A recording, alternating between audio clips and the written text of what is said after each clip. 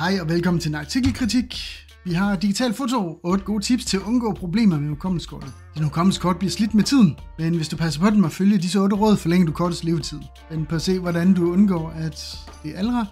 Hvis du ikke behandler dit hukommelseskort ordentligt, risikerer du at få en fejlmelding på computerskærmen. Lige når du troede, du skulle se dine billeder. Ja, ved et eller andet katastrofalt, der sker med kortet, så er det vel rigtigt nok. Det må være enhver fotografs værste mareridt, at de billeder, der skulle ligge på hukommelseskortet, ikke er der. Jeg ved godt, hvor de vil hen med, men det er allerede ved at være ret dumt, det her. Heldigvis er det 8 helt simple råd, du kan følge, hvis du vil undgå fejl og samtidig forlænge hukommelseskortets liv markant. Jeg prøver at gøre det superkort. Du kan ikke rigtig undgå fejl, men kortet dør kun lige pludselig, hvis der sker et eller andet ekstremt. Som mange andre ting, der ikke bevægelige dele og sådan noget, og det bare er hukommelse og controller, så mindre din controller bliver smadret, eller dit kort er blevet udsat for noget ekstremt, så sker det ikke lige pludselig. Der er en ret god chance for, at du vil finde ud af lang tid forinden at noget vejen, ved at du sætter det i computeren eller i kamera, og det siger, der er et eller andet galt. Et mindre fejl, du også kan få, der er også et godt tegn, det er, at du har taget billeder, du vil overføre den, men der er den fil, du ikke kan overføre, eller når du overfører den, så virker den ikke. Der er en god chance for, at det er dit kort, der begynder at kunne have lidt data corruption.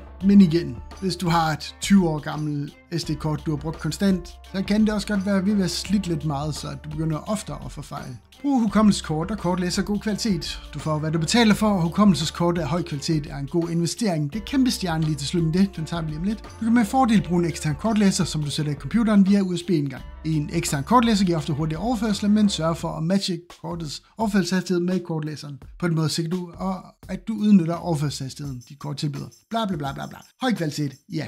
Men det skal du indtaget bare høre. Et kendt mærke. Om det er Samsung, SanDisk, Angelbird, A-Data, Lexar, Kingston, hvad end. Det er god kvalitet. Nummer 2, du skal gå efter, det er, du kan gå efter deres Basic eller deres Go, eller hvad end de hedder. Deres low-end kort, de er fine. Det er selvfølgelig rigtigt, hvis du hopper op fra et Samsung Basic til et Samsung Pro Plus, så er det lidt bedre. Oftest er det mest alt de certificeringer, de har, som i hastighed og hvad ved jeg. Holdbarhed og alt sådan noget, det er stort set det samme. Selvfølgelig kan et lidt dyrere kort godt have lidt bedre holdbarhed, måske en lidt bedre flash fra et bedre sted på det, men det er sådan meget minimalt, hvad du får. Så selvom digital foto vil sige, at du skal tage dig et, og her har set for, foreslå Angelbird, som er de dyreste kort, og der er ikke noget til bevis, at de er meget bedre eller bedre på nogen måde end andre. Men hvis du tager det, så vil de jo gerne foreslå, at du tager det hurtigst, 300 megabyte i sekundet, 3500 kroner. 3.000 til 3.500, alt efter hvor du kan få det. Problemet er lidt, at så kan du lige så godt tage det Angelbird, der er 280 megabyte i sekundet. Det er 20 megabyte mindre i sekundet. Ikke noget, du nogensinde vil mærke. Og ikke komme det, men du skyder et eller andet RAW-video, et eller andet. Men hvis du er deroppe omkring, så bruger du højst sandsynligt SSD eller et hurtigere hukommelseskort, end hvad SD-kortene kan gøre.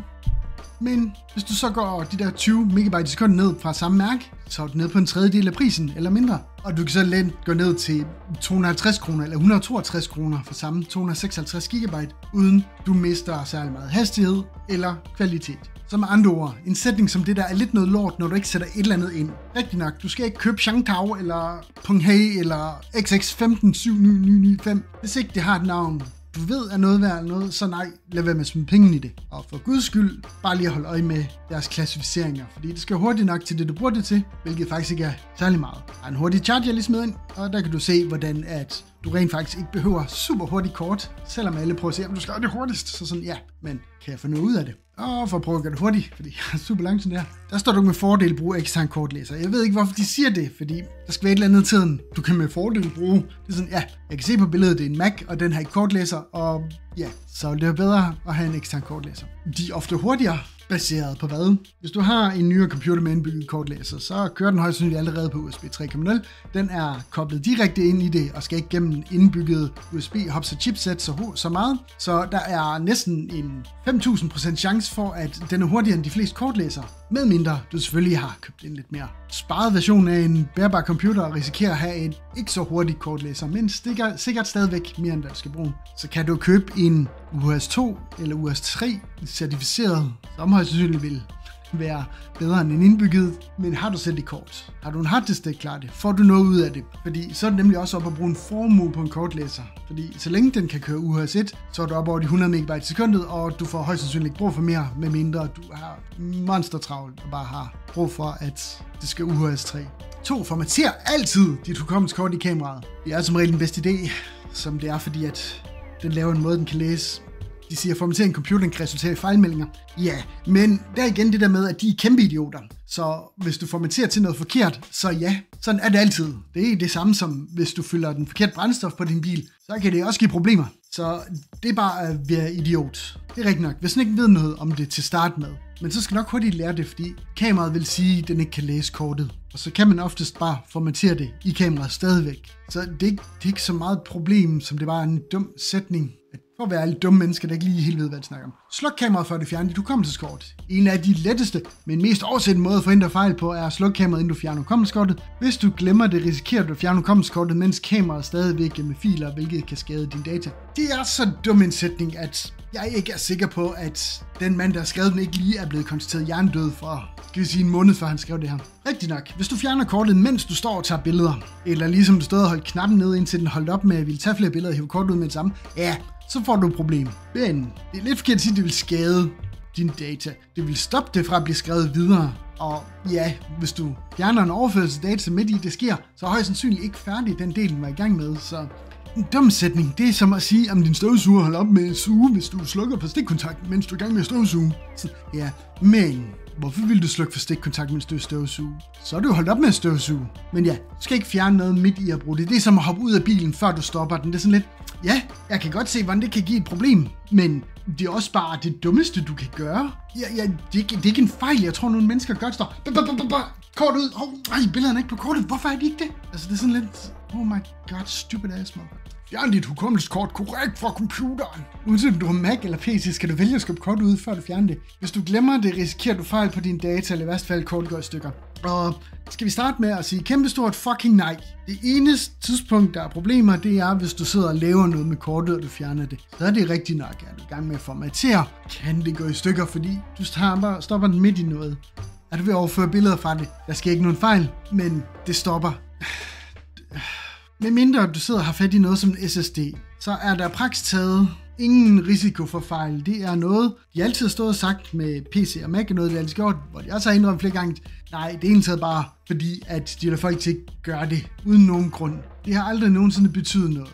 Det eneste tidspunkt er med SSD'er, hvor der er en chance, det er kun med SSD'er, hvor der er en risiko for, at du kopierer hele drevet, hvis det hiver ud, mens den er i gang. Fotografer ikke med lavt batteriniveau. Batteriet er næsten lige så vigtigt som dit hukommelseskort. Hvis batteriniveauet er for lavt, risikerer du, at batteriet løber ud, mens kameraet ved at skrive til kortet, og så skal miste alle dine filer. Skift batteri, så snart kameraet giver lavt niveau. Bla bla bla. Hvis der er nogen, der er i tvivl, er det her meget snart fucking åndssvagt dumt at sige. Du må godt til billeder med lavt batteriniveau. De fleste kameraer, ligesom computer og alting, plejer at sige, der er kritisk batteriniveau nu, så kameraet slukker. Enten siger den slukker om lidt, eller siger den slukker på grund af strømmangel. Den eneste måde, det der som regel sker på, og det er ikke en batteriniveau, det er, at du hiver batteriet ud, mens den står og skriver eller gør noget. Det sådan generer mig lidt, hvor dumt det her på en eller anden måde er. Det er sådan lidt, hvis du har et meget gammelt og slidt batteri, så kan godt løbe ind i det problem, som nogle mobiltelefoner får med, at du er nede på 10% strøm, og lige her, så slukker den bare på et eller andet random tidspunkt. Men jo, teoretisk set, skal vi give den benefit of the doubt, eller finde reason why, eller finde grund til, hvordan der stupiditet overhovedet nogensinde kan retfærdiggøres. Du står med et kamera, der er praktisk taget ved at løbe tør for strøm. Den har måske der advaret dig. Det du gør, det er at stå og holde inde på knappen til alle de billeder, du kan komme til. Der er en god mulighed for, at de fleste kameraer, de bare vil stoppe med at ville tage billeder, og så gemmer det sidste og lukke ned. Ofte tager kameraet og stopper med at skyde, slukker og overfører til hukommelseskortet og gør det færdigt og så lukker ned. De har som regel en masse sikkerhedsting, der prøver at holde det der, men det er rigtigt nok. Hvis du løber rundt med de sidste procent batteri, og du bare lige vil fange det der billede om natten af UFO'en, så er det lidt træls, at du mister det. Men ja, som den skriver, mens kameraet vil skrive til kortet, så du kan miste alle dine filer. Nej, du kan ikke miste alle dine filer for at gå tilbage i det. Du mister kun dem, den ikke har skrevet til kortet endnu. Det er som rigtig mange ting, det er, at så snart den har skrevet det, så er det der. Ligesom der er nogle videofiler, altså med formater, hvor at hvis bare du får kopieret halvdelen af det, så har du halvdelen af det, du kan se. Nogen har brug for hele filen for at kunne læse det, nogen har kun brug for dele af det. Og rent faktisk, jeg tror med nogle af de RAW-filer og noget, så hvis du har kun halvdelen, så nogle gange har du kun halvdelen af billedet. Slet dine billeder på computeren. Det er ærgerligt at slette det forkerte billeder undervejs. Sletter billeder løbende. Risikerer du desuden, at du kommer kort giver fejlmeldinger? Okay, er det noget, I har prøvet? Er det et eller andet, I ved? Eller hvorfor skulle det give fejlmeldinger? Den eneste fejlmelding, jeg kom på, at kamera giver, og nu ved jeg godt, det er nogle gamle fucks, der sidder og skriver det her, ikke? Den fejlmeldelse er, at hvis du har fjernet billederne fra kortet gennem computeren, og så sætter det i, så siger det, billedet kan ikke vises, fordi at den har stadig en logfil, der siger, jamen billede 143 skulle være her, men jeg kan ikke finde det. Det har jeg aldrig oplevet. Jeg ved ikke, hvad det går ud på, og om det skader ikke dit hukommelseskort at slette billeder løbende. Vent heller med at slette billeder, til du overfører dem til computeren. Gerne først, når du lavede grundigt backup. Hvad er det for noget latterlig hjernedød lort at sige? Kom med et eksempel. Det er ikke noget, der sker. Hvis du sletter enkelte billeder løbende, så sker der ikke noget med dit hukommelseskort. Medmindre du prøver at slette enkelte billeder med en eller anden kæmpe elektromagnet, så jo, men så er det også ansat hos Digital Foto. Opbevar dit hukommelseskort i et passende sted. Støv, fugt, statisk elektricitet kan skade din hukommelseskort. Pas på med at smide korten tilfældigt i lommen. Tasken investerer i stadig en antistatisk materiale til at opbevare din kort i. Igen. Bare lige for at tage, at den verden, vi lever i lige nu, så er mere pointeret. I 256 GB kort kan du få til 162 kr. Det betyder, at hvis du smider en plovmand, så har du nok en kvart terabyte. Og medmindre at du venter med at lægge nogle billeder ind på computeren, indtil du har fyldt 7 kort, så er det utrolig mange billeder, der er på 256 GB kort. Alt efter opløsning og noget, om så du er fra 18 megapixel, eller du har 42 megapixel, så vil der være et sted mellem 3 og 7.000 billeder på dit kort, når det er fyldt op. Så medmindre det er fordi, du investerer på 16 GB kort, hvilket så allerede er langt væk fra det lidt med at købe ordentligt kort, fordi så har du bare købt muligvis kort, der var alt for dyre og ubrugelige, så har du ikke brug for det. Det er godt. Så hvis du tager backup, men de fleste ordentlige kameraer har 2 hukommelseskort pladser, og du kan altid lave backup på nummer 2 hukommelseskort, hvis det er.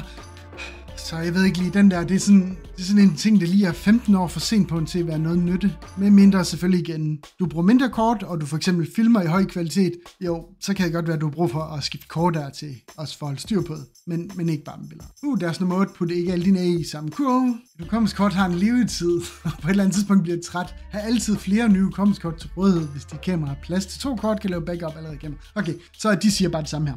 De burde måske lægge dem i den rigtige rækkefølge, så tag nummer 8 før nummer 7 i det her tilfælde, fordi ellers giver det ikke mening. Og igen, nyere ting, nyere teknologi og sådan noget. Kort går ikke bare i stykker sådan uden videre, og du har masser af muligheder og tid til at lave backup sådan noget. Igen, medmindre du har et gammelt kort, du behandler virkelig forfærdeligt, og det har kostet dig en halv pakke 1 krones vingummier, så skal du ikke være så bange for det. Og medmindre du laver et eller andet professionelt arbejde, hvor det er vigtigt, at du gemmer, fordi du ikke får chancen igen, eller igen, hvad end du laver, hvor det er super, super vigtigt, så er det fint nok at køre med backup på nummer 2 kort, eller have et ekstra kort med til at tage backup-fotos, men højst sandsynligt unødvendigt, så længe du sørger for, at dit kort ikke er smadret og gammelt, og noget vejen dit udstyr. Var det en god artikel? Hvis du spørger mig, nej.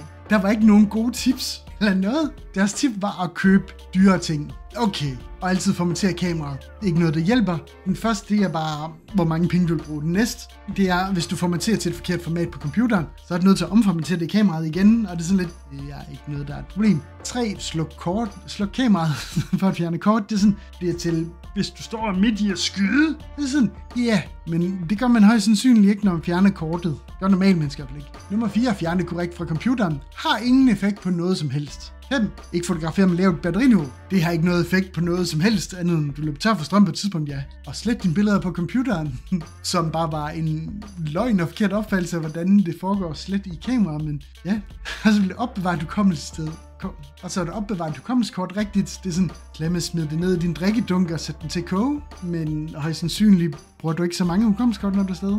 Og den sidste, brug ikke det samme kort hele tiden, eller have et kort til backup. Det er sådan lidt, intet af det for et kort til at leve længere. Det kommer ikke til at leve længere her, om du bruger rigtig meget, eller bare lidt meget på kortet. Det kommer ikke til at leve længere, at du altid formaterer i kameraet. Det kommer ikke til at leve længere, at du slukker kameraet for at fjerne hukommelseskortet. Den kan selvfølgelig være en lille smule rigtig, fordi hvis du står og formaterer det, mens du hiver kortet ud, så slår du ihjel, men det er bare at ødelægge det. Så kan du lige skal bruge en hammer. Og fjerne hukommelseskortet og fjerne det korrekt fra computeren giver ikke længere levetid. Og lavt batteriniveau giver ikke længere levetid. Slet den bedre på computeren giver ikke længere levetid. Opbevare hukommelseskort et passende sted kan give længere levetid, hvis du insisterer på, at det skal ligge et andet sted end inde i kameraet eller noget. Og det er ikke alle dine A i samme kode. De giver heller ikke længere levetid. Med mindre, at den eneste måde, det kan give længere levetid, det er, hvis du hver dag skifter til et nyt kort, og du har, lad os sige, 7 hukommelseskort. Så hver ugedag har hver sit hukommelseskort, så slipper du for at slide 7 dage på det samme kort. Men igen kommer det an på, hvor meget du fotograferer, for